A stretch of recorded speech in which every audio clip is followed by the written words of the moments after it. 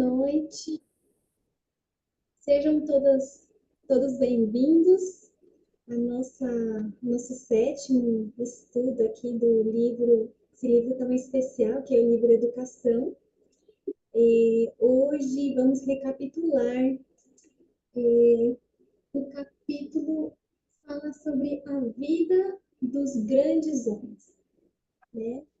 Esses encontros nós estamos fazendo uma vez ao mês, e normalmente é a última semana do mês, geralmente às terças-feiras, com algumas exceções, mas a gente está avisando sempre antes. Aliás, eu posso citar, vou passar aqui as próximas datas e os convidados especiais aqui que temos. Hoje também temos uma convidada especial. Em março vai ser o capítulo 8, 25 de março, a Ruth Bazan. 29 de abril vai ser o capítulo 9, com a Aline Sampaio. Capítulo 10 vai ser 27/5, com Silvia Martins. E o capítulo 11, 24/6, com Joshua White. Então, vamos ter vários convidados que vão estar nos ajudando com esse estudo também. E a proposta aqui do Gabi, do Grupo de Apoio à Verdadeira Educação, é que a gente esteja estudando pelo menos um capítulo, né, por mês. Eu acho que é bem viável, né? E espero que todos estejam aproveitando essa oportunidade que temos de estudar, de saber mais sobre as orientações de Deus. Então, para começarmos aqui nosso estudo, vamos estar orando, tá bom? Vamos orar. Querido Pai, nosso Deus Todo-Poderoso, nosso Senhor, nosso Criador, nosso Pai de amor, te louvamos e te agradecemos. Te agradecemos por essa oportunidade que o Senhor nos dá, porque o Senhor não desiste de nós, porque o Senhor deixa várias orientações para nos ajudar nessa escola que estamos, nessa escola da vida, para a gente poder nos preparar a cada dia para o céu, preparar nossos filhos, a nossa família. Eu te peço que o teu Santo Espírito esteja com a Carolina, que abençoe ela e também a cada pessoa que está aqui participando do estudo. Que o Senhor perdoe nossos pecados e permaneça conosco. Em nome de Jesus. Amém. Obrigada, Karen. Carol já está aqui. Queria aqui cumprimentar, né? Todos que estão aqui na nossa reunião. Obrigada pela presença de vocês. A gente está bem contente. E nós temos aqui, olha, a nossa convidada Carol, ela estaria com o Rander, né, seu esposo, mas o Rander não pôde participar, né, infelizmente, mas não voltará oportunidades, né, Carol? Então, Depois a gente coloca ele sozinho. boa. Vamos fazer isso sim. O livro Educação tem vários capítulos, a gente com certeza vai poder ter a presença do Rander com a gente também. Mas a Carol, eu queria assim, falar um pouquinho rapidinho, né? Eles têm alguns projetos, são vários. Um deles que é um projeto assim com bastante bem conhecido, né? E que tem assim, tido um impacto muito grande aí para as famílias, né? Para a missão, que é o Amazing Facts Brasil, né? Onde eles desenvolvem vários projetos missionários, são projetos maravilhosos. E, inclusive, ao conversar com o Hunter, né? Falei para ele, queria muito participar, né, de um projeto desse aí, ou trazer para minha cidade. É realmente uma bênção. Depois a Carol pode comentar um pouquinho. E eles são lá do sítio, né? Firmes e adelante, né? Agora, Carol, o que me deixa, assim, admirada em você é que ela é mãe de 5, gente. Se a gente acha que tá difícil, ela é mãe de 5. Então, assim, com muita alegria que a gente vai ter a Carol hoje nos ajudando aí na recapitulação desse capítulo 7. Vou passar para a Carol, deixar que ela fale um pouco mais. Obrigada, Carol, mais uma vez. Obrigada, Cris, pelo convite. Gente, vocês começaram a dizer os próximos palestrantes e eu começou a doer minha barriga. Porque eu sou aluna deles, gosto muito da Ruth, da Silvia, do Joshua. São pessoas que têm dedicado sua vida a estudar a educação. Eu sou mais na parte empírica, não? Do dia a dia, com minhas filhas aqui. Mas gosto muito Prática da pura. pura.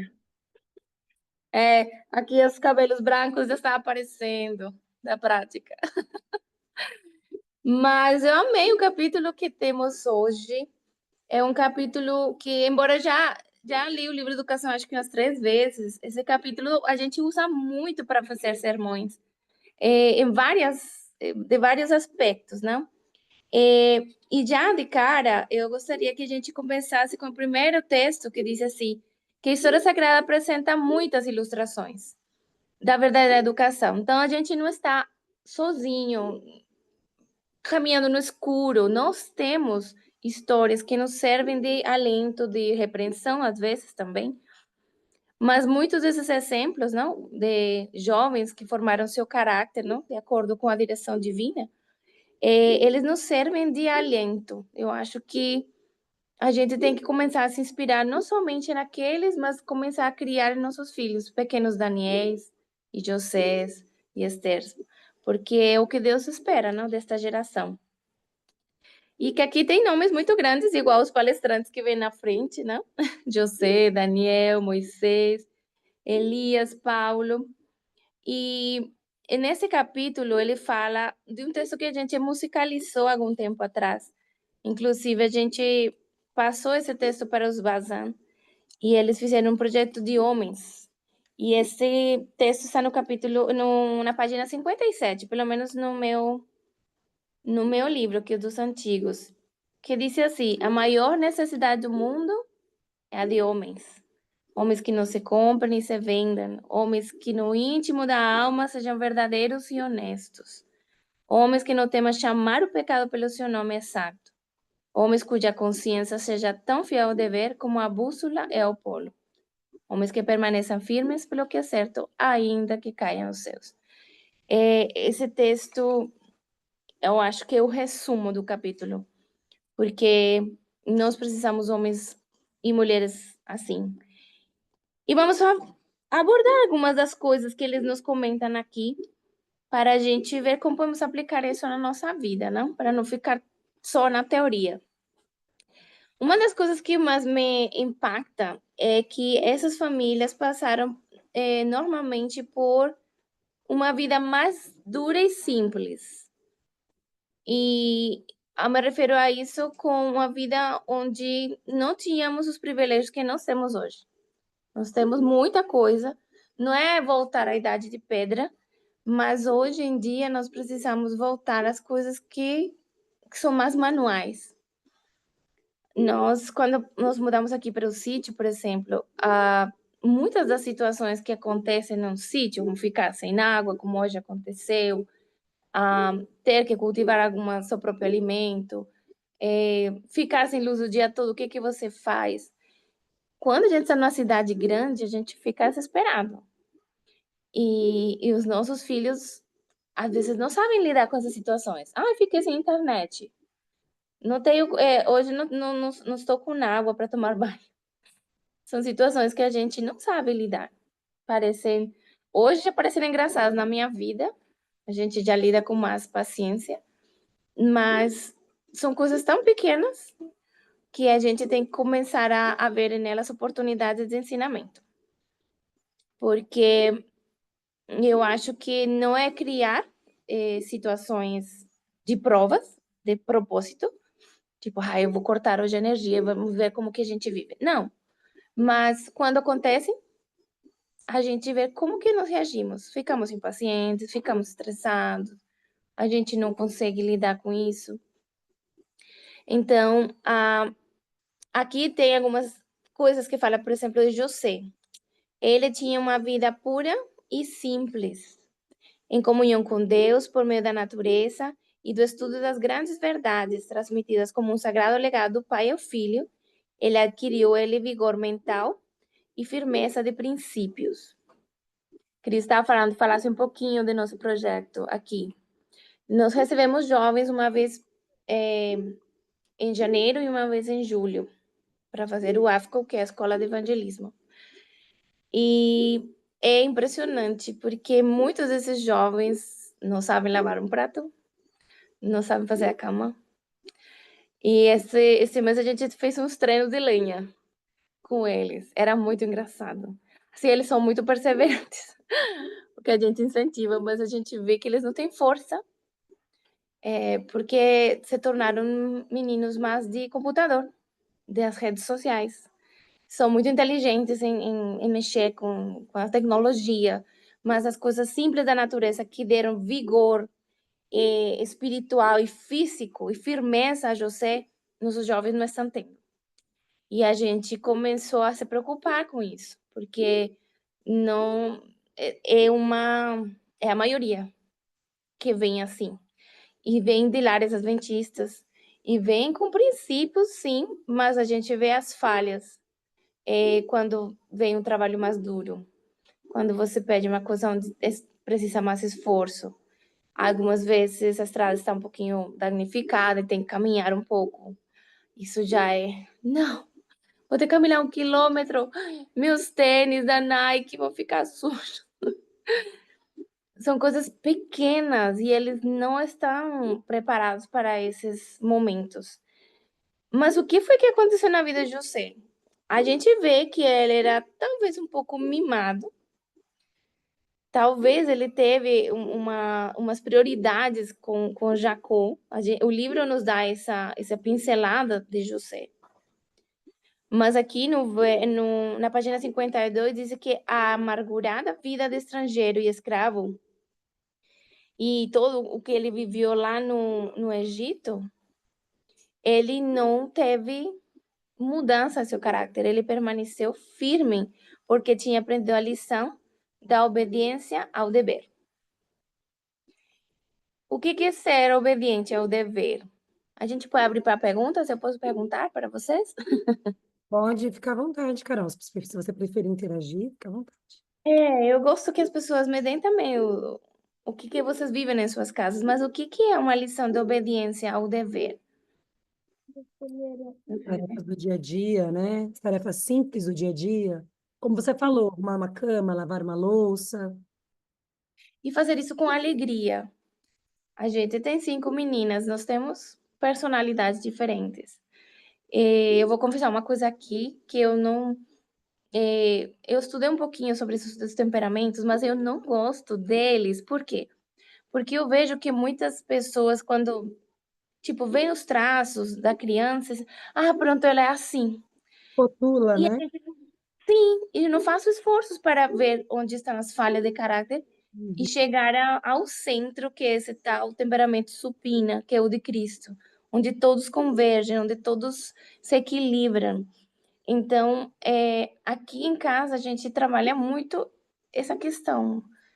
Quando a gente vê uma criança que está um pouquinho mais preguiçosa, quando a gente vê uma que é mais desleixada, a gente diz, ai, porque assim, ela é melancólica. Não, vamos trabalhar, vamos nos esforçar mais para que ela possa ser obediente e feliz. Aí que tem que combinar isso, porque muitas vezes nós temos recolhido frutos de a obediência pelo grito. Eu fui uma mamãe que gritou muito quando elas eram mais pequenininhas. E hoje eu colho resquícios disso. Se eu estou num dia de paz, eu digo, vamos fazer aquilo. Ah, tá bom, mamãe. Eu viro a cara, não acontece, às vezes. Aí já vai a segunda vez, já levanto um pouco a voz. Ah, sim, sim, sim, já vou, mamãe. Então, eu falo com elas. Eu gostaria que fosse na primeira vez, sem eu ter que subir o tom de voz, que fosse porque é bom para vocês. Então, são lições que José aprendeu pequenininho, e quanto mais pequenininho as crianças aprendem, muito mais fácil lidar com elas quando vão crescendo. Aqui também ele fala no livro que a fidelidade em todas as situações, desde as mais humildes às as mais exaltadas, ele se adestrou em todas elas. E isso é muito importante, que a gente ensine aos nossos pequenos que não importa se você está lavando uma louça, ou você está passando uma meditação na igreja, tudo você tem que fazer como disse a lei do aventureiro, não? Por amor a Jesus, farei sempre o meu melhor. E muitas vezes nós vemos que essa geração se acostumou a fazer só o melhor se ela vai ser elogiada ou se ela tem algo em troca. E isso é muito perigoso. É uma moeda de troca que talvez no futuro vai recolher amargos resultados. Porque eu já tenho visto muitos pais que se dedicaram a se esforçarem que suas crianças fossem muito boas, muito bem adestradas em tipo instrumentos, idiomas, oratória, coisas que de alguma forma fazem que eles fiquem na frente, não? E quando a gente vai para o lar, para a parte doméstica, ninguém vai te elogiar por ter lavado uma louça bem, ou porque seu quarto está organizado. Então, essas coisas são deixadas de lado. E a gente começa, não, mas você é tão bom nisso, por que você não faz outra coisa bem? E no final a gente vê que o caráter foi sendo formado torto. Então a gente tem que dar também prioridade às pequenas coisinhas. Eu acho que é mais importante que as grandes. Eu acho que Deus vai se encaminhando e colocar eles nas posições de liderança quando eles foram fiéis no pouco. Não sei se aqui muitos de vocês estiveram no UIC quando o Pablo Goya estava palestrando. Mas uma das coisas que ele falou que eu achei muito interessante, que ele falava que o pai dele era muito exigente com as pequenas coisas, muito de perfeição, de fazer as coisas bem feitas. E ele falava que ele aprendeu a fazer móveis, não? E tinha que deixar bem lixado, tinha que deixar tudo bem simétrico. E isso que ele fazia, talvez de criança um pouco mais chateado, porque não era uma coisa de brincar, quando ele foi para o exército, essa habilidade que ele adquiriu o ajudou a poder estar em posições onde ele pode guardar o sábado. A gente não vê o fim que Deus tem para os pequenos labores. Então, um dos apelos que eu já faço, mamães, coloquem a seus filhos a fazer pequenas coisas e que elas os façam bem e que o façam com alegria. Isso às vezes demanda que a gente esteja mais perto deles, porque eu falo por mim agora, não? Muitas vezes, como são 5, eu vou colocando cada uma num sector e fico com as menores. Mas é bom revisar. É bom, eu aprendi isso da educação Montessori, não? Dos franceses. Eles nunca dão 10 para seus alunos. Por quê? Porque você sempre pode fazer algo melhor. Então, nunca deixemos as crianças satisfeitas com arrumou a cama, mas os sapatinhos estão fora do lugar. Não, por que não organizar tudo? Por que não, além do sapato, por que não limpar o pó? Sempre pode melhorar. Então, hoje elas estão lá no quarto. Elas queriam participar da live e falei, eu tinha até falado, vocês vão cantar. Mas hoje o quarto estava na Terceira Guerra Mundial e aí está lá. Mãe, terminei. Falta o sapato. Mãe, terminei. Falta o armário. E elas estão lá, aprimorando as pequenas coisas. Suzy até falou, ai mãe, mas as coisas que estão dentro do armário, que tem porta, você não vê. Não afeta se você entra no quarto, você não vê. Disse, mas você sabe que está aí bagunçado? Sei, então afeta. Então a gente tem que começar a ser muito cuidadoso com os ensinos, porque quando vão crescendo é mais difícil. E a gente quer que nossos filhos sejam preparados para as coisas que vão vir pela frente, que não são fáceis, são bem complicadas e eles precisam ter fibra moral. A gente tem também uma questão muito importante, a gente está aprendendo a fazer isso, sabe? Eu não era uma coisa que eu praticava, não foi uma coisa que eu ganhei da minha família, mas é sobre a bênção. O segredo da vida de José disse, Jacó, na bênção pronunciada sobre seus filhos, falou palavras do divino poder e beleza daqueles dentre eles que mais amava. No bênção está o texto bíblico. Nós temos essa caixinha aqui, já vou fazer a propaganda. São uns amigos nossos. Seria um bom casal para mim, para vocês convidarem. Esther e João, eles são missionários há uns 15 anos. Trabalharam na Maísa. coordenando lá a Escola de Profetas, e ela fez esta caixinha, que chama, o projeto ele se chama Lares, depois se vocês querem procurar, Ministério Lares. E ela fez a caixinha de bênçãos, pensando inicialmente no filho dela, um adolescente que começou a se afastar dos caminhos de Deus, e ela estava muito angustiada. E ela disse, nesse momento em que talvez a voz do pai é mais uma repreensão, ela decidiu abençoar. Disse, se a única coisa que eu posso dar para meu filho é bênção, então eu vou dar isso. E nós estamos começando a colocar isso em prática. E realmente faz diferença. Faz muita diferença. E Jacó fez isso com o seu filho, não? A gente não vai ler o texto todo, mas ele proferiu palavras para que elas fossem poderosas na vida de seus filhos. Nós estávamos falando com o diretor do NASP, Afonso, ele é nordestino, bem amigo de Hander, uns dias atrás, e ele falou sobre isso. Dizia, nossos filhos podem ter muitos sonhos, mas você pode meio que guiar esses sonhos quando você vai incentivando com suas palavras. Ai, você vai ser um grande menino, você vai ser uma menina obediente, você vai ser um servo de Deus. E a gente repetir isso, isso vai ficando aqui na cabeça deles como bênçãos. E ele falava, disse, ele usou uma palavra que eu não lembro agora em português, mas ele direcionou os seus filhos para o que hoje eles são, não? Mas ele dizia, eu insistia o tempo todo, mesmo em momentos de desobediência, ele falava, não, você desobedeceu agora, mas você é uma bênção, você vai ser assim.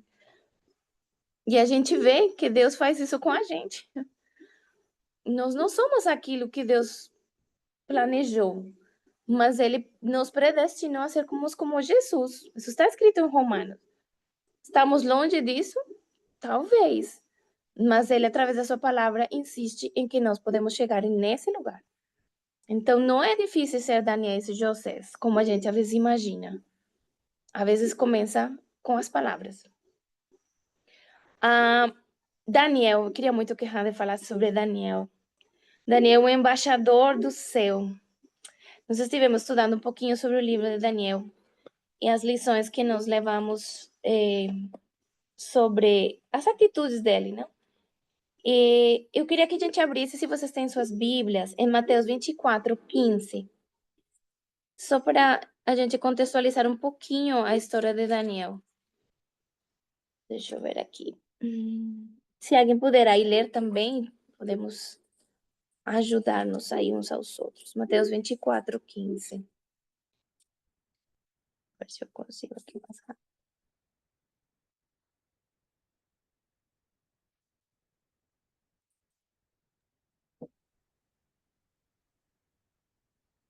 Mateus 24:15, assim, quando, pois, virdes que a abominação da desolação de que falou o profeta Daniel está no lugar santo, quem lê, entenda. E, às vezes a gente lê isso assim de forma meio fora do contexto, e a gente diz, por que Jesus está falando de todos os contextos dos sinais dos tempos, e depois ele menciona Daniel. E quando a gente estuda a vida de Daniel, a gente vai e vê um pouquinho em Daniel 1 e 2, a gente começa a ver quem era esse jovem e como foi que ele chega na Babilônia. Vocês sabem, ou talvez nem todo mundo sabe, porque eu soube pelo sermão de Hander, que tiveram 3 invasões por parte dos babilônicos.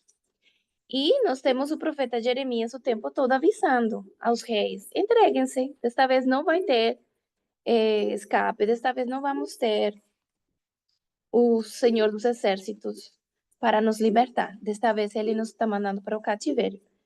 E aqui diz assim, no ano 3º do reinado de Jeoaquim, rei de Judá, veio Nabucodonosor, rei da Babilônia, a Jerusalém e a sitiou. E o Senhor entregou nas suas mãos a Jeoaquim, rei de Judá, e uma parte de Cádiz para o lado do ribeiro até o Mar Grande. Essa foi uma das primeiras invasões que Nabucodonosor faz. E ele deixa o rei, mas ele leva uma primeira leva de escravos. E nessa primeira leva vai Daniel. E tem uma segunda, e esse rei, ele ele resiste, e depois vem a terceira, Jerusalém é destruída, e só ficam as pessoas que são mais pobres, não? O restante é levado como cativo.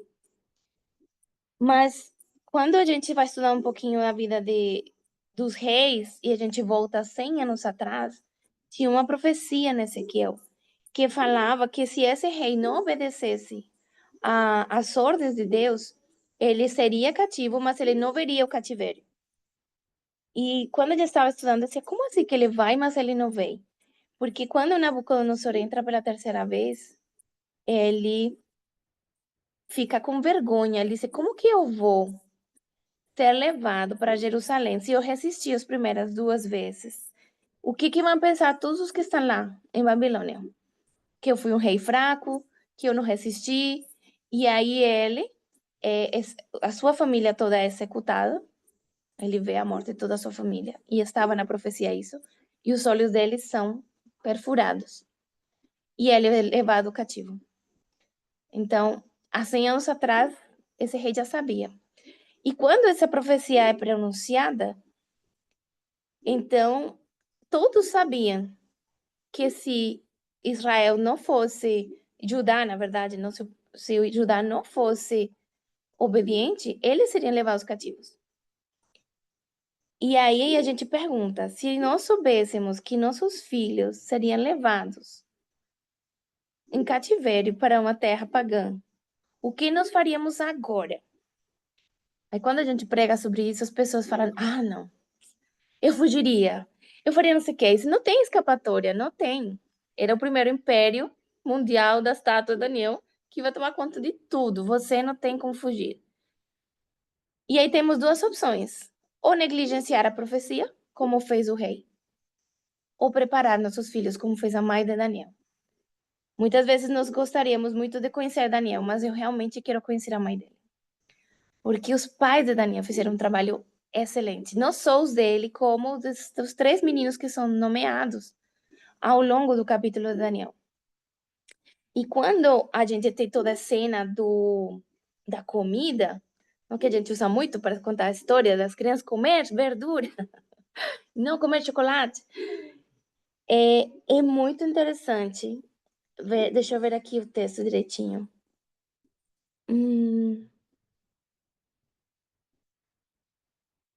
Deixa eu ver. É onde fala uma prova de caráter?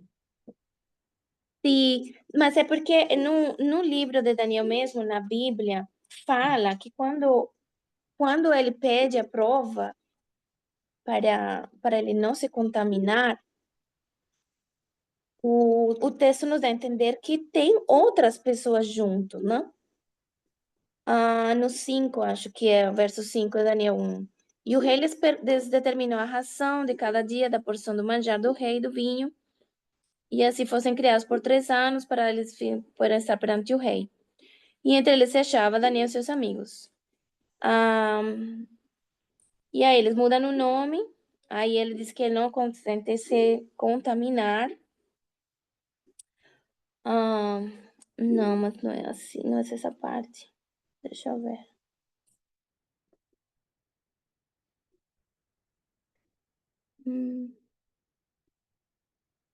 Verso 15. E ao fim dos 10 dias, pareceram os seus semelhantes melhores. Eles estavam mais gordos do que todos os mancebos que comiam porção do manjar do rei. Quando a gente está estudando sobre a história de Daniel, tem um livro sobre a história de Daniel, o texto está dizendo que não tínhamos somente 4 judeus. Não foram somente 4 meninos que foram tirados de Jerusalém. Nós tínhamos um grupo grande. E somente 4 disseram, não vamos comer. E os outros comeram. E quando Daniel é colocado à prova, Daniel diz, tá, mas os outros estão comendo a comida do rei. Por que vocês 4 cismaram com isso? Então, por isso que o texto foi bem colocado por Ellen White, porque ele era um embaixador do céu. Ele tinha na sua cabeça a quem ele servia. Era o rei. Não é porque papai e mamãe me estão dizendo, ou alguém está me vendo, que eu faço aquilo que é correto. Eu faço isso porque é um princípio de vida e eu vou onde eu estiver. Porque é muito interessante. José estava no Egito, Daniel está na Babilônia e nossos filhos estão dentro de nossos lares, mas muitas vezes eles não fazem o que é correto, porque ainda isso não ficou no coração deles, não é um princípio de vida. E a gente descobre isso quando a gente sai e está em público com outros tios, os vovós que querem botar as coisas que a gente fala, não, não deve, isso faz mal, não, a gente não faz aquilo. E de repente, a gente vê eles no meio da Babilônia, comendo como os outros, se comportando como os outros. E isso deixa nossos corações tristes. E por isso nós temos que fazer o que as mães, 100 anos antes, fizeram, poucas. Tem um texto nesse livro que diz assim, que foi pela negligência na educação dos filhos de Israel que Jerusalém foi destruída. Mas foi pela firmeza na educação de algumas mães de Jerusalém que Israel foi salvo por 4 meninos hebreus. Nós temos que começar a mostrar aos nossos filhos que eles têm que ser embaixadores do céu, mesmo que ninguém mais o seja. A gente tem que começar a colocar isso no coração deles, que eles têm um privilégio de ser diferentes, porque podem estar salvando outros com as verdades que eles estão aprendendo nos seus lares, e não colocando as coisas como se fossem um fardo. Aqui no capítulo, não, muitas vezes a gente vai só para a parte da comida, mas a gente vê que a recompensa de Daniel foi muito grande em outros aspectos, né? Aqui no capítulo, página 55, aqui diz que haviam aprendido Daniel e seus amigos a sacrificar o terrestre pelo espiritual, a buscar o mais alto bem. E colheram a recompensa. Seus hábitos de temperança e seu senso de responsabilidade como representantes de Deus reclamavam o mais nobre desenvolvimento das faculdades do corpo, da mente e da alma. Então, não é que por essa prova de 10 dias eles se tornaram mais inteligentes, eles já eram. Eles foram mais inteligentes comparando com aqueles que não decidiram permanecer na alimentação certa, nos princípios certos. Muitas vezes a gente vai ser colocado, já viram nesses memes onde dizem, quem quer se alistar para o exército? E todo mundo dá um passo para trás, e aí fica um desavisado na frente.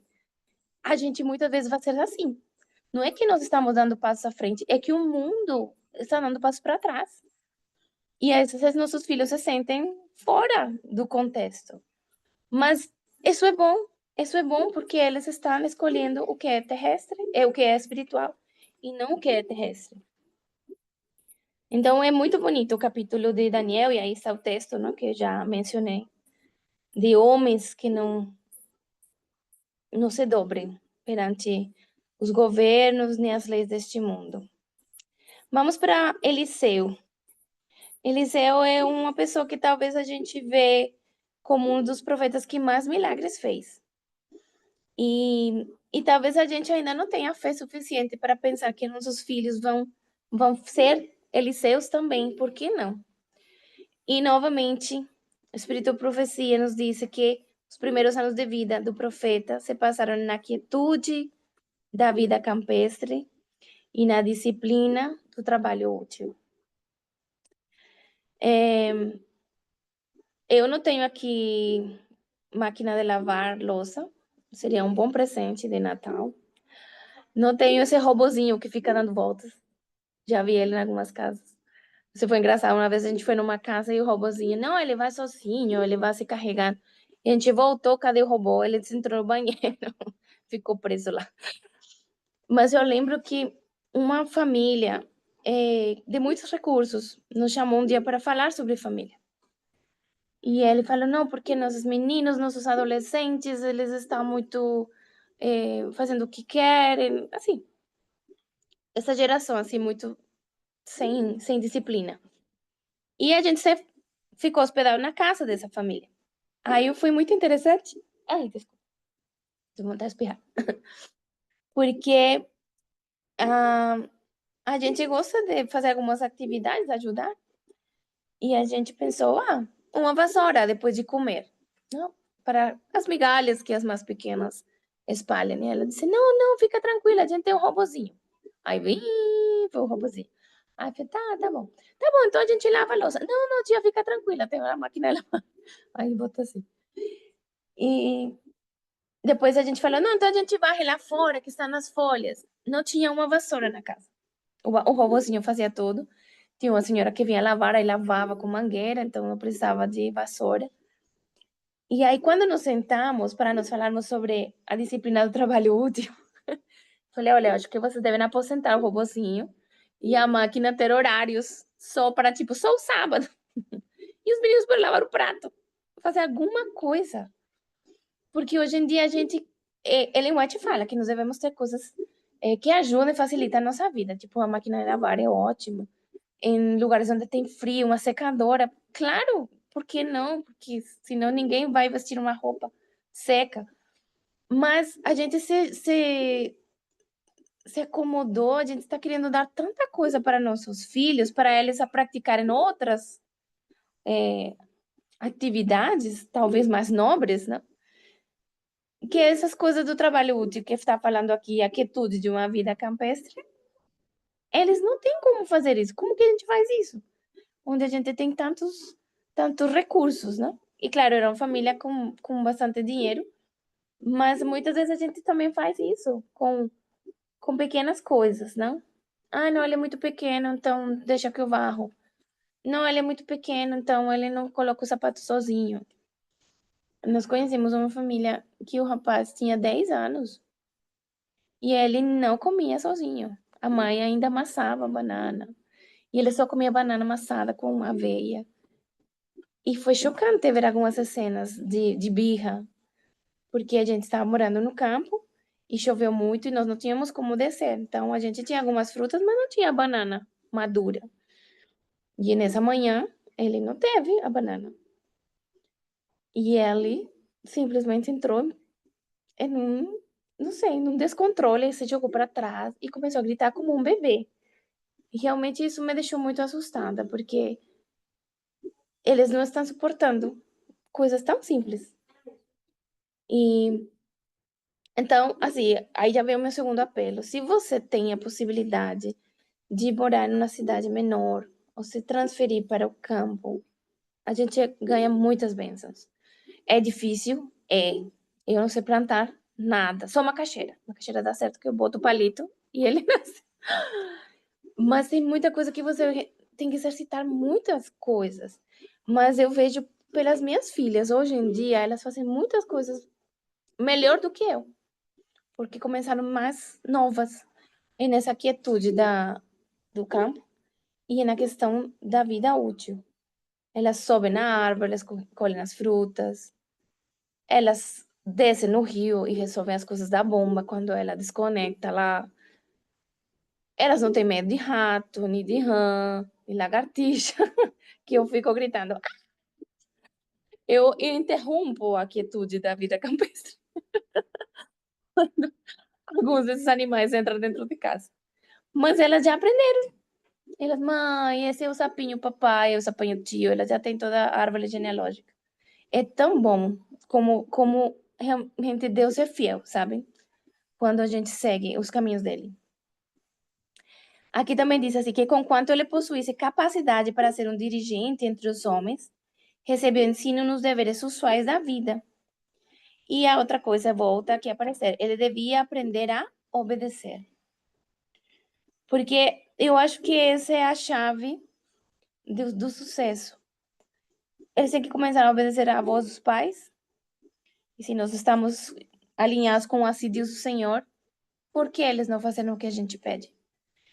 Eles também têm que aprender a obedecer às autoridades, seja no colégio, seja em outros adultos, porque essa geração está cheia de direitos e a gente tem que quebrar esses ciclos para que os nossos possam ser colocados em posições de grandeza, como esses homens que estamos vendo aqui.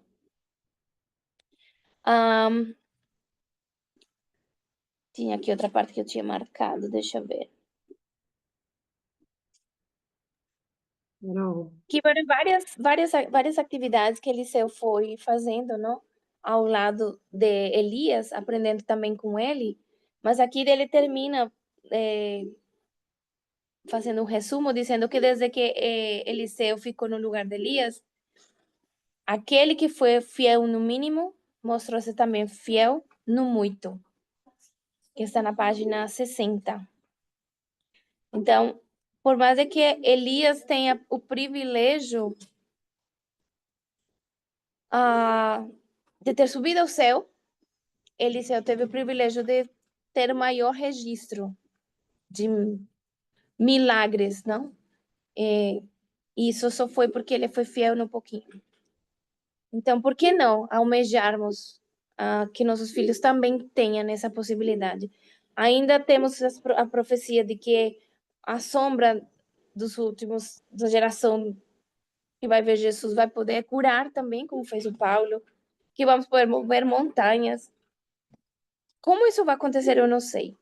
Mas se está escrito e o poder da palavra de Deus é suficiente para nós apoderarmos dela, por que não ser um dos nossos filhos? Então temos que começar a ensinar isso. Aí no finalzinho, novamente ele fala: a lição é para todos. Ninguém pode saber qual haja de ser o propósito de Deus em sua disciplina, mas todos podem estar certos de que a fidelidade nas pequenas coisas é a evidência do preparo para maiores responsabilidades.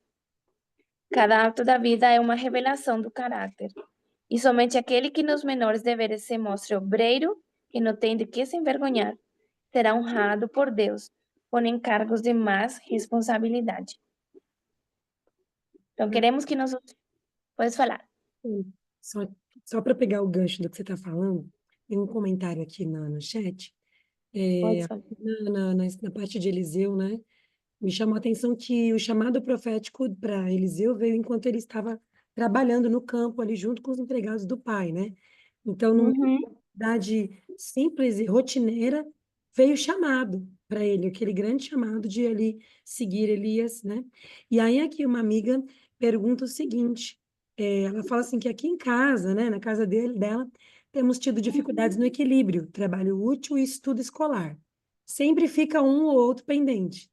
Então ela diz assim, ó, eu e meu esposo se preocupa muito com o estudo, mas tenho percebido que elas não estão mais com o mesmo ritmo de trabalho em casa. Então ela quer perguntar o seguinte, como ter o equilíbrio de Cristo? Porque aqui dá a entender que ou uma coisa ou outra acaba ficando prejudicada. Como que a gente faz para equilibrar essas duas coisas, duas áreas importantes? Sabes, Cris, foi uma boa pergunta. Eu também tinha essa angústia. Mas eu acho que quando a Ruth entrar no próximo capítulo, vocês podem aprofundar esse tema, mas eu conversava muito com Ruth sobre essas situações e ela falava, eu fui muito acadêmica com as meninas. A gente foi muito para os livros. E aí, como a gente falava, a gente vai colhendo as nossas escolhas.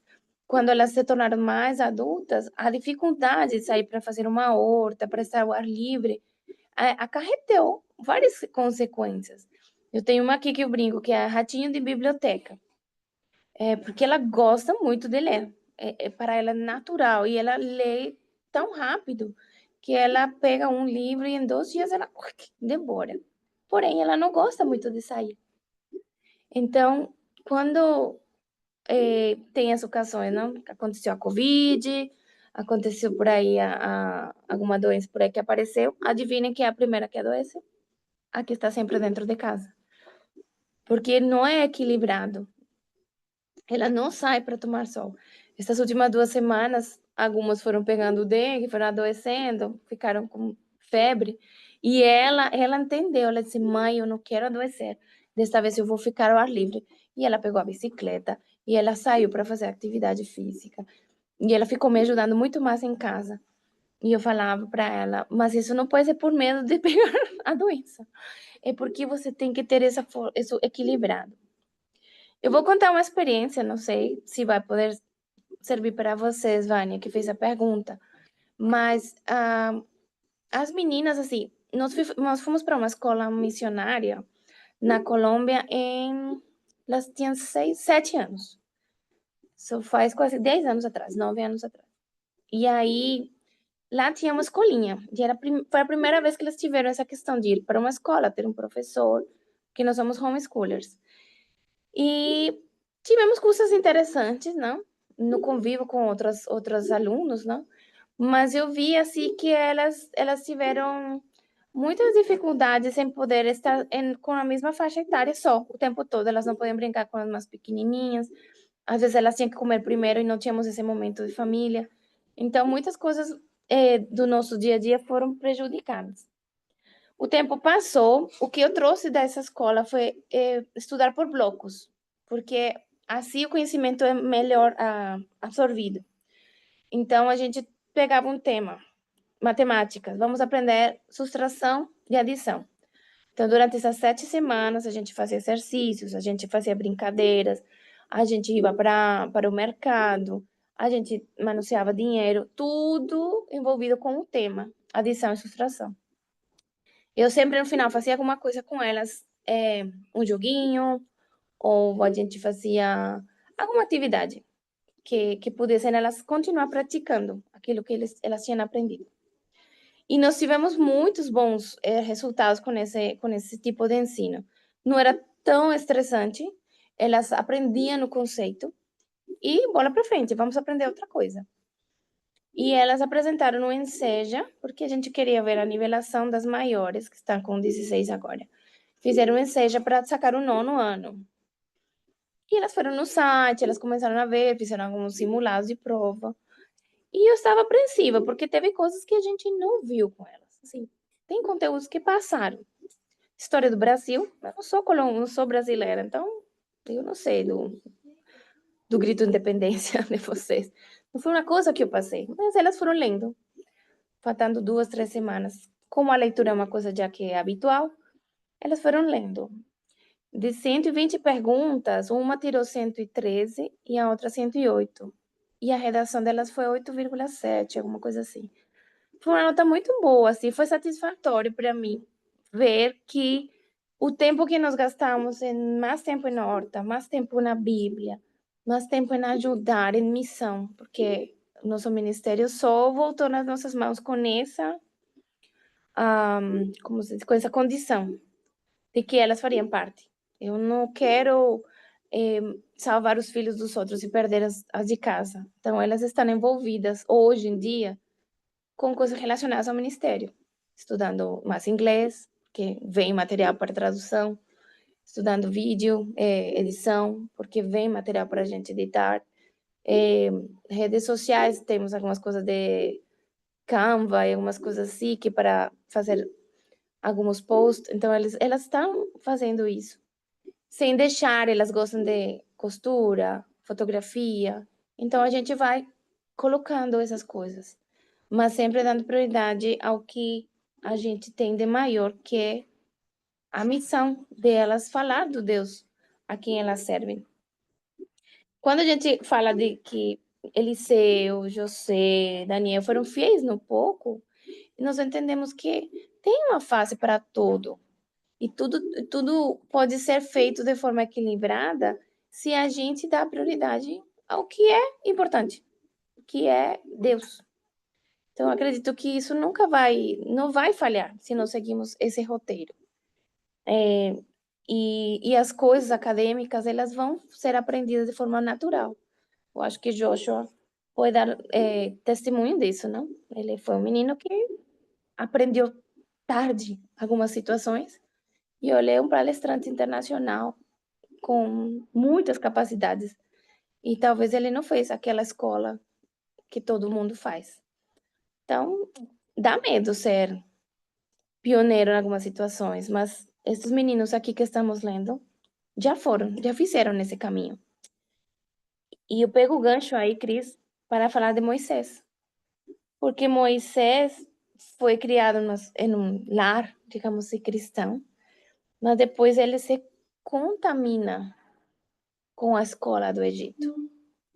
E o livro nos diz que ele precisou quanto tempo para Deus realmente podê-lo usar para o seu propósito. Foram 40 anos que ele precisou desintoxicar-se. Os detox normalmente demoram 7 dias. e o corpo já reage. Mas para a mente, e nesse caso da vida de Moisés, ele precisava aprender uma coisa muito importante que está aqui na página 62. Moisés ainda não estava preparado para a obra da sua vida, porque tinha ainda que aprender a lição de confiança no poder divino. Quando a gente foca muito na parte acadêmica, nos colocamos a responsabilidade, o sucesso, o ganho financeiro no eu. Quando nós aprendemos da natureza, do trabalho útil, do abnegar-se, de ajudar o outro, nos colocamos o poder em Deus. E aí a gente pode usufruir dos milagres que Deus tem para todos, para cada família, para nossos filhos. Então, foi uma lição difícil, não? Que Moisés teve que aprender. Nessa mesma página, no finalzinho, diz assim, que para que pudesse tornar-se um representante de Deus, ele deveria dele aprender.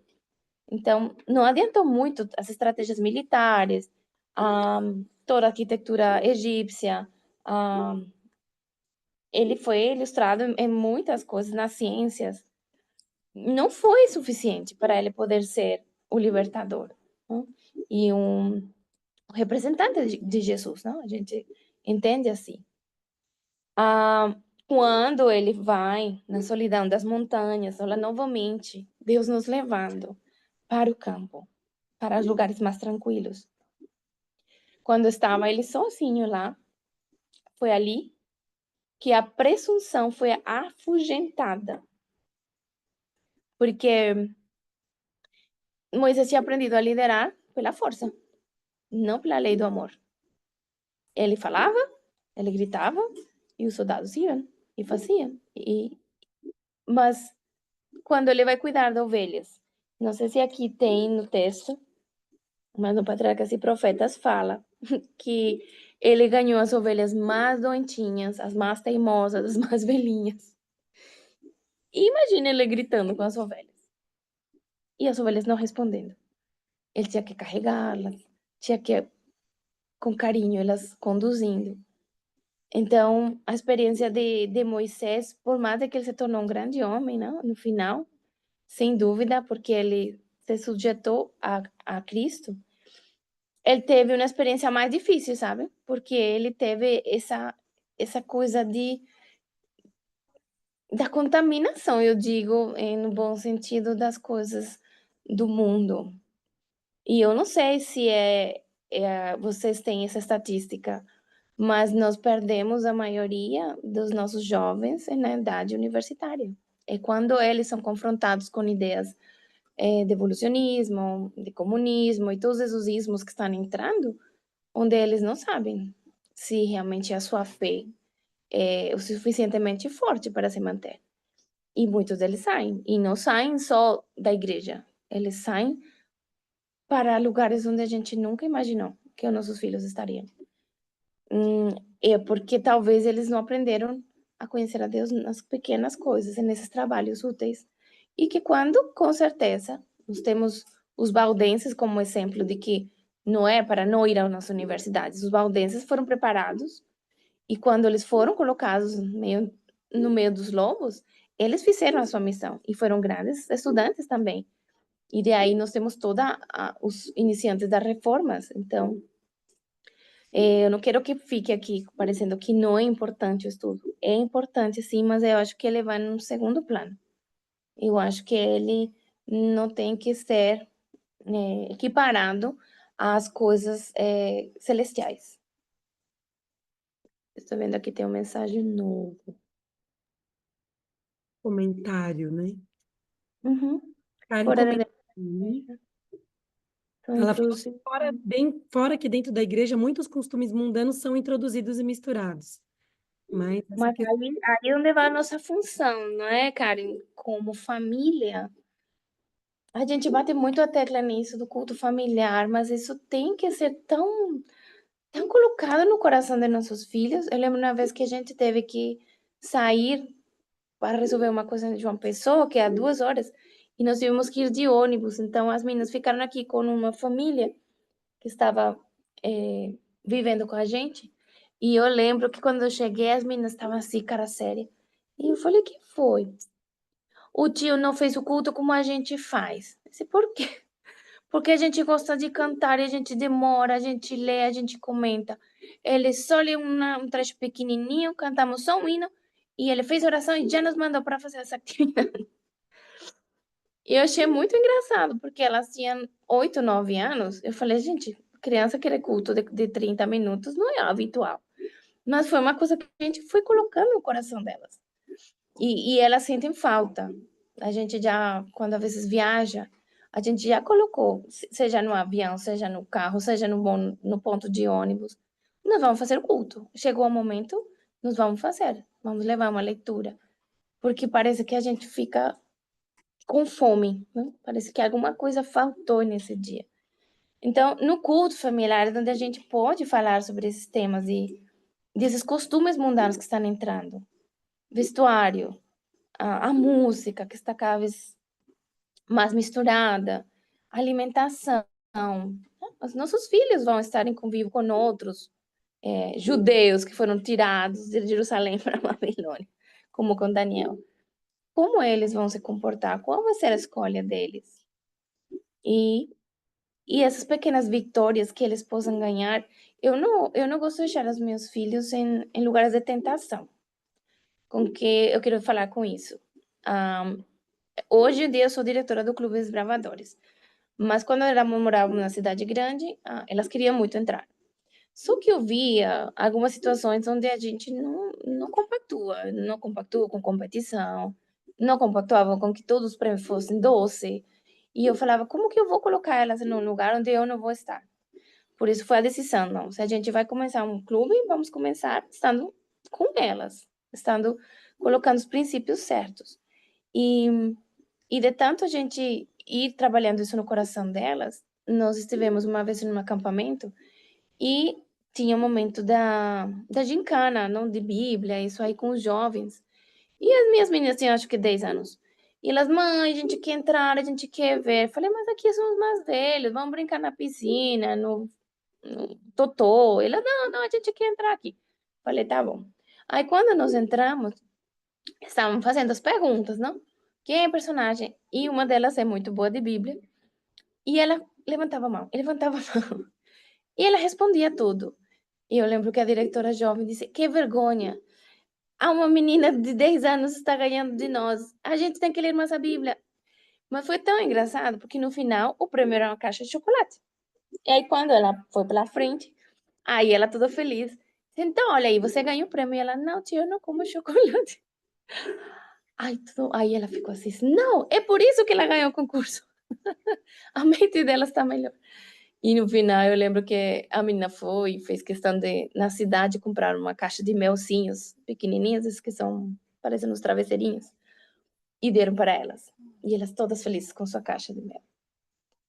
E foi um grande testemunho para esses jovens, que hoje em dia é uma igreja que a gente frequenta, assim, não é a nossa igreja, mas temos muitos amigos. Isso ficou marcado na mente deles. E serviu de exemplo. Porque a gente tem que começar a mostrar a eles que sim, que somos diferentes, que não somos igual aos outros, mesmo dentro da igreja. Porque tem alguns, e eu falo para elas, tem algumas pessoas que não têm tido privilégio. Não acusemos. Porque ele é assim, porque é ancião, porque não sei o quê. Imagina essa família é 30 anos atrás. Não é a nossa função julgar o porquê o outro não está fazendo o que está escrito. Mas é a nossa função fazer. Mostrar para nossos filhos que é deleitoso e que vem recompensas e que Deus vai nos honrar. Se não é aqui no céu, mas a gente viu esses homens recebendo recompensas ainda aqui, em vida, não?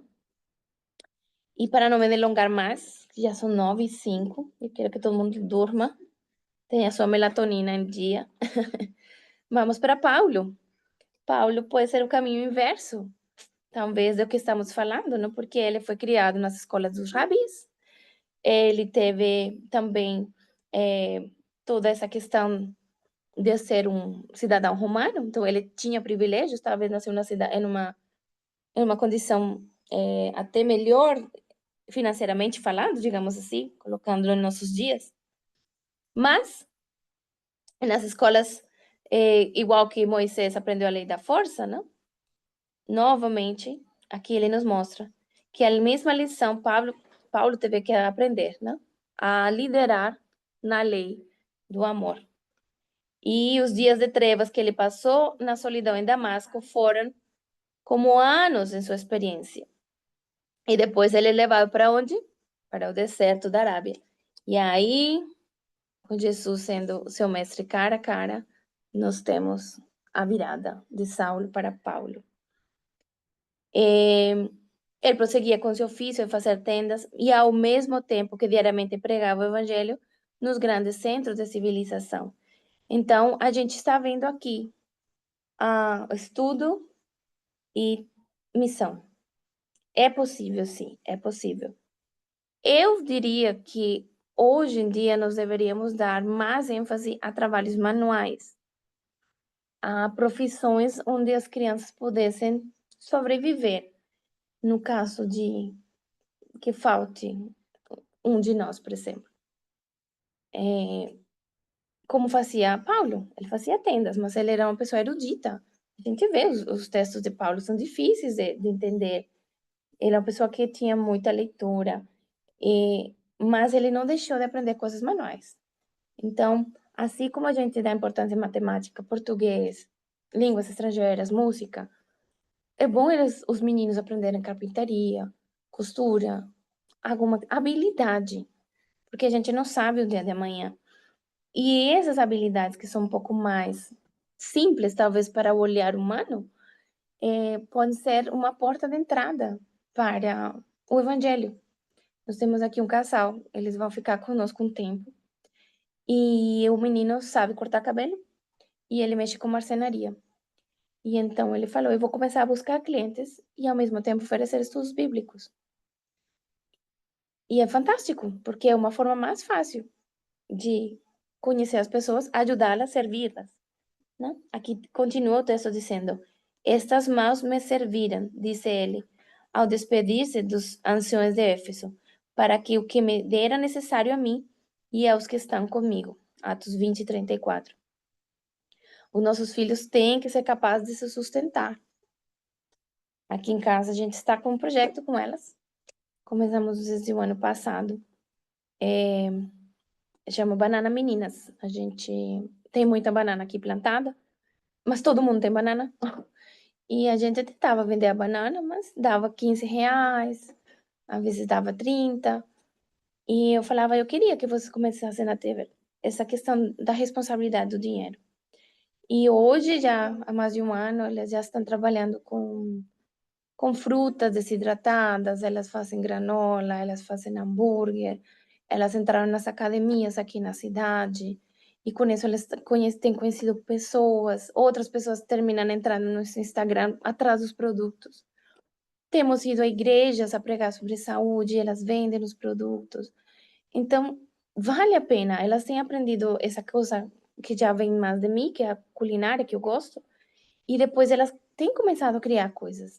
As receitas, muitas delas são delas, que elas têm feito os testes e conseguido. E elas têm um pequeno salário, elas têm a oportunidade de dizimar, de ofertar, de ter um dinheirinho para comprar alguma coisa que às vezes elas querem. Então, tem sido uma experiência este ano bem interessante. Às vezes é cansativo, às vezes elas têm que dormir um pouco mais tarde, porque chegam pedidos, mas tudo isso vai ensinando elas a lei do amor, sabe? Porque às vezes as pessoas gostam dos produtos, mas não têm o dinheiro, e elas dizem, não, mas eu quero que você prove. E às vezes elas dão de graça. Aqui diz assim, conquanto possuísse altos dotes intelectuais, a vida de Paulo revelava o poder de uma sabedoria mais rara. Princípios do mais profundo alcance, princípios a respeito dos quais os maiores espíritos do seu tempo eram ignorantes, desdobravam-se em seus ensinos e exemplificavam, exemplificavam-se em sua vida. Ele possuía a maior de todas as sabedorias, a que proporciona prontidão para discernir e simpatia de coração. e que põe o homem em contato com os homens e o habilita a suscitar sua melhor natureza e inspirá-los a uma vida mais elevada. Eu encerro com esse texto aí, ainda tem algumas páginas à frente, mas eu acredito que essa é a nossa maior ganância, o maior ganho que a gente pode ter, que nossos filhos sejam capazes de discernir o bem e o mal, de ler corações e poder levar Cristo a outras pessoas. E nós não vemos o futuro, nós não sabemos se eles vão ser reis, rainhas, médicos, advogados, mas se eles são parte dos 144.000, se eles são aqueles que vão dar a última mensagem angélica, e se eles são aqueles que vêm a Cristo voltar em vida, nós fizemos um bom trabalho. E eles também vão ser grandes homens, como os que nós lemos nesta noite. Amém.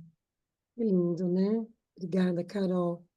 E que De nada. né? Antes da gente finalizar, tem um comentário aqui da nossa amiga Aline, ela falando sobre o que você estava comentando dos trabalhos manuais. Ela diz assim: cada vez ficará mais difícil encontrar pessoas que façam trabalhos manuais, e muitos deles são essenciais, né? É algo, é uma necessidade, né? Que nós temos. É verdade.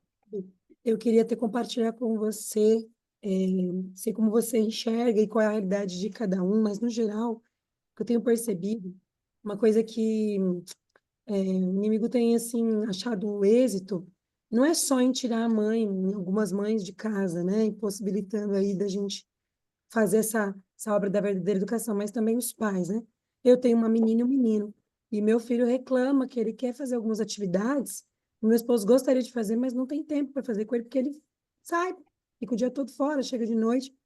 Então, assim, vai exigir muito mais de nós, né, como famílias, o planejar, de ter o tempo que for possível para dedicar, né, nessa obra de estar junto, de ter essas atividades manuais e úteis em família, né? Hoje eu tenho, assim, é uma coisa que desde que eu conheci, não faz tanto tempo assim, mas é, é muito difícil, porque nós não fomos educadas dessa maneira, né? E a gente tem que aprender para poder ajudar os nossos filhos, né? Eu queria, assim, pedir para, antes da gente finalizar, se você podia deixar algumas palavras para nós com a sua experiência de mais tempo em família, o seu esposo é participante direto, vocês são missionários. Então, ao olhar para vocês, Carol, parece que a vida é perfeita, no sentido de que todo mundo trabalha, é missionário. Mas o que que você podia deixar para a gente de incentivo aí para nós que estamos nessa luta? E nem sempre é essa realidade.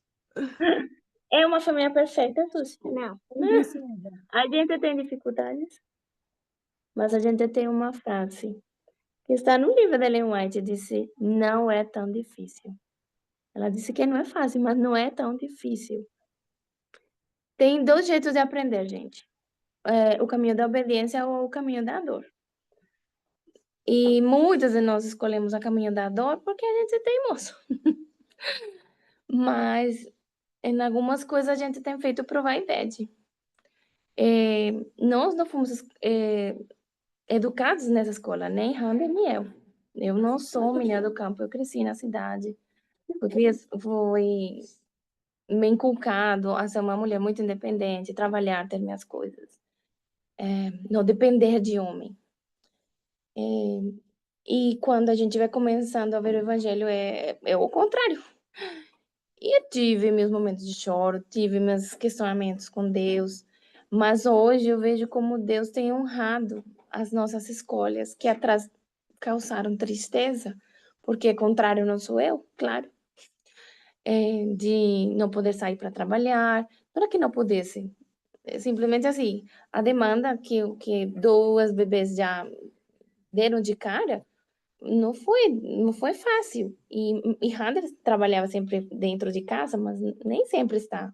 Por mais que ele seja dentro, não está comigo em algumas situações. Então, a gente tinha que fazer escolhas. Eu fiz um teste uma vez. Quando nós começamos esse ministério, sem que fossem eles nos chamando, a gente só pegou, tipo, a permissão de imprimir e vender. E eu lembro que Hunter disse, tu estudaste publicidade, tu vai vender. Tá bom. Tu liga aqui que tem a lista de telefone da CPB e tu vai fazer as vendas. Eu falei, ok. E eu lembro que eu falei, mas como eu vou fazer? As meninas tinham 1 ano e meio, ainda usavam fralda, ainda estavam sendo ensinadas a alimentar sozinhas. E a gente teve a brilhante ideia de contratar uma menina que nos ajudasse. E comer de marmita. Não, vamos fazer assim. É uma questão de guerra, a gente vai fazer isso. Mas na frente a gente conserta. Gente, não duramos 15 dias. Foi um caos. As meninas ficaram doentes. A gente ficou doente por comer a mesma comida esquentada. Não dava certo. Vendi. Eu lembro que eu tive uma venda, primeira venda que a gente teve, R$ 10.000. E eu falei, gente, isso é o meu.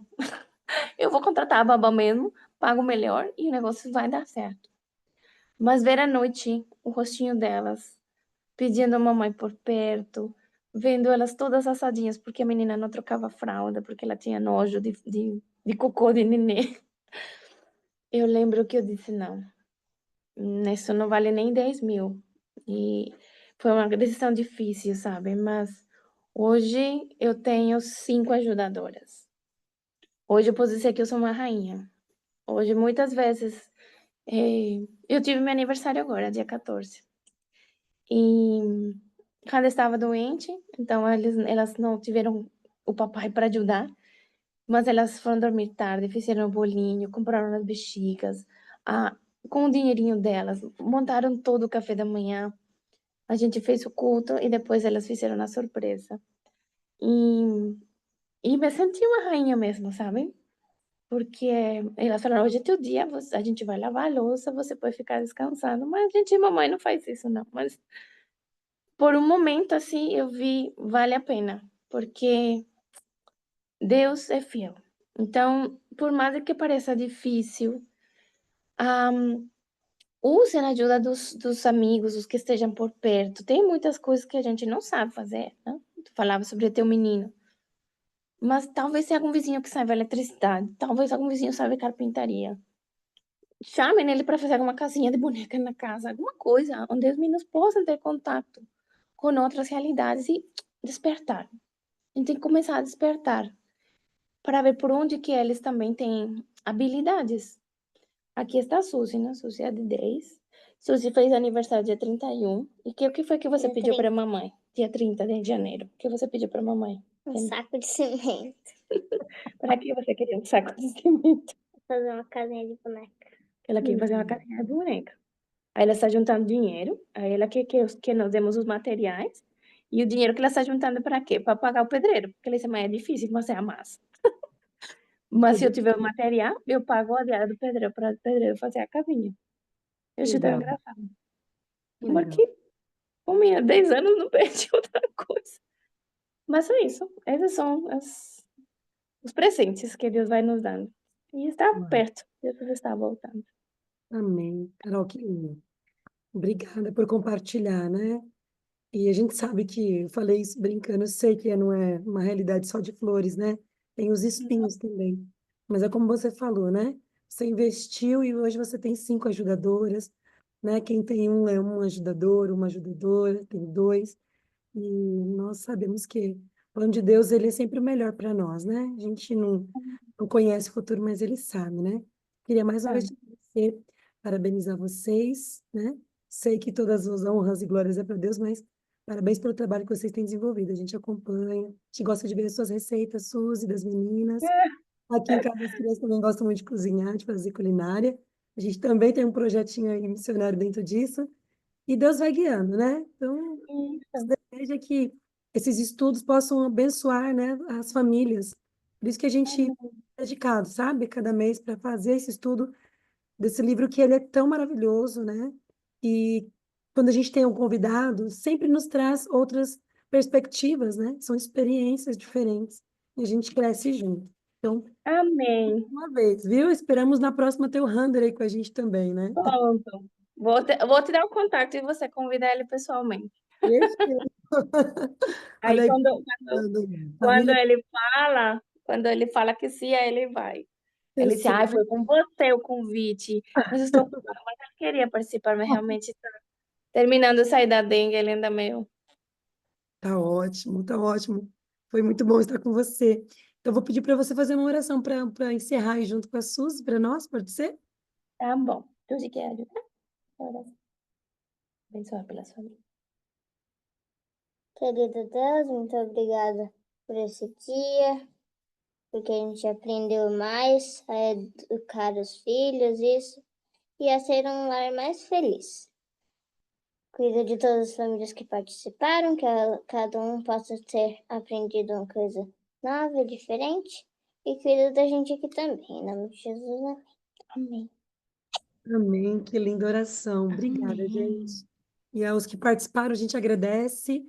Até o mês que vem a gente tem um outro estudo novamente. Obrigada, viu? Deus abençoe. Tchau, tchau, família querida. Boa noite. Boa noite.